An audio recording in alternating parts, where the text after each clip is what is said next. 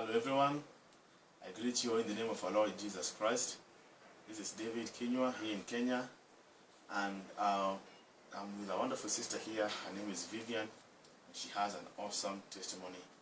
It's a testimony of someone who has gone through horrible challenges in life that moved her into becoming a commercial sex worker for a while, but now she saw the light, she turned to Christ, and now she's serving Yahweh. I would like her to tell you her story and testify of the goodness of Yahweh in her life by telling you how she started and how she stopped and what Yahweh has done in her life right now.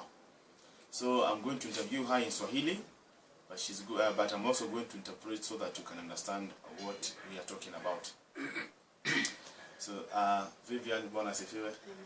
Tafadhali tuambie majina yako kamili. I've just told her to tell us her full names. Vivian Sanaipei. Utaongea kwa sauti kidogo. Vivian Sanaipei. So her names are Vivian Sanaipei. Vivian uko na umri gani? 30. She's 30 years old. So Vivian, tuambie hii maisha yako ilianza namna gani? Okay, ni wakati nilikuwa nimeolewa. Yeah, she said that she was once married. So atupelekani vizuri na mzee, mambo yakaja yakawa mabaya tukaachana. But her marriage was not going on very well, so they ended up separating. Then nikatafuta kazi ya nyumba.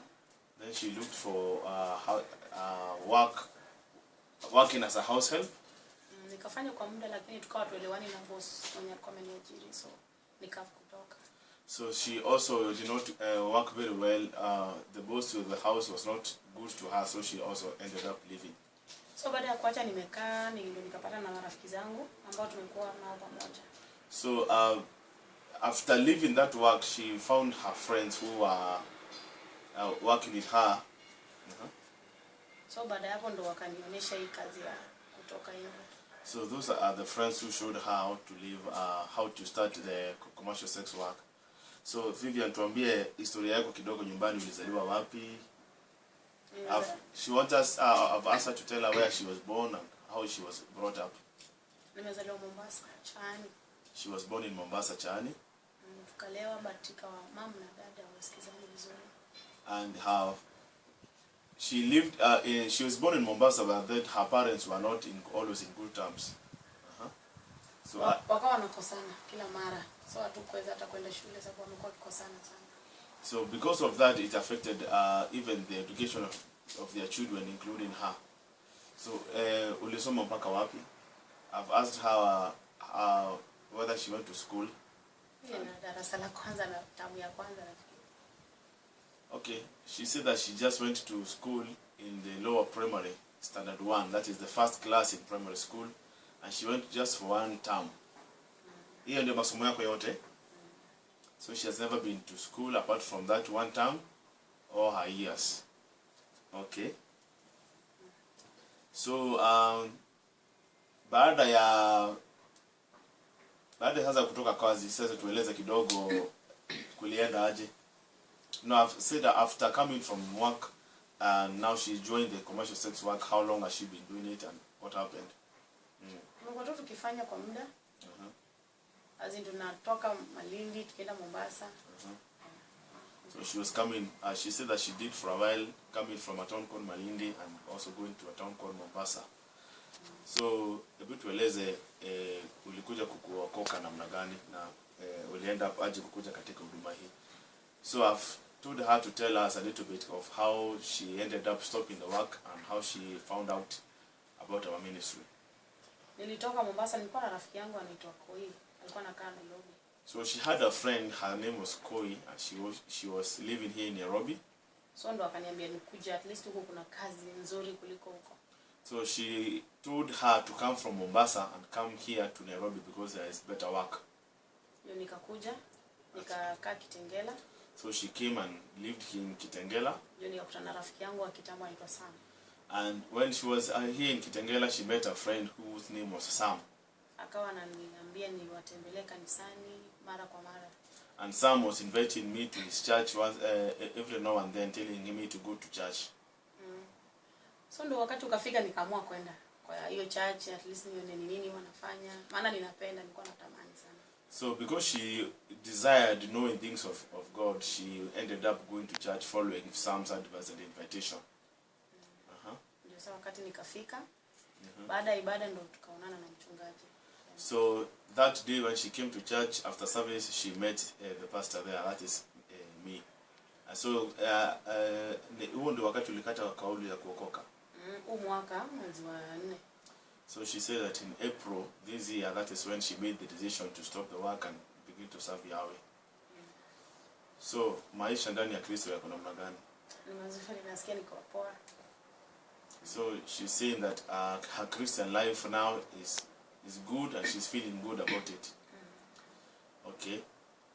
So kwa sababu sasa umeokoka na umekaa katika Ukristo kwa muda, ni nini ungependa kufanyia Mungu na uko na maono gani ya siku za usoni? So I've asked her, now that she's a Christian and she wants to change her life completely, what are the future plans that she has, and what does she want to do for Yahweh? Ninapenda kuimba gospel. So she said that she has been desiring to sing gospel songs. Kwa maana kwa sasa niko na nyimbo zangu. Because she started composing her own songs. Na nimeimba sana kanisani. And yeah, she's active in praise and worship. Sana napenda sana ni at least niimbe na kuwe pia nataka kuhubiri hapo. And she's saying also that she also want to learn the word so that she can be able to preach. So wale ukijua kuhubiri, nani utaenda kufikia kiwa wa kwanza? Wale tulikuwa nao na wengine wenye hata sijui, but wale najua wanafanya hizo kazi.